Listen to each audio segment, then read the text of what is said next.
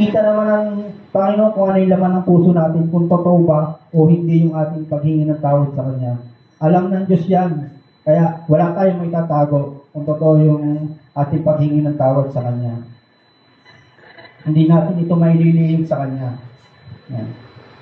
Kaya, ang Panginoon, sabi din sa 1 Samuel 12 verse 20, huwag kayong matakot, sabi ni Samuel, kahit malaki ang pagkakasala ninyo kay Yahweh, huwag kayong lalayo sa Kanya. Ang kailangan ay paglingkuran nyo siya ng buong puso, huwag ninyo siyang tatalikuran. So malinaw, buong puso natin paglilingkuran ng Panginoon. Saka hindi kailangan natin lumayo kung tayo ay nagkakasala. Paano tayo makakahingi ng tawad kung tayo ay lumalayo sa Panginoon?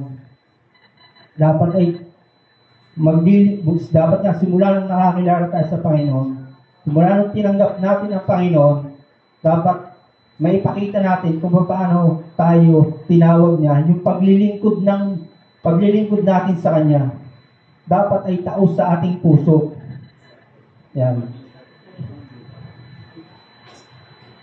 Kahit na tayo ay nakakagawa ng kasalanan, ay huwag tayong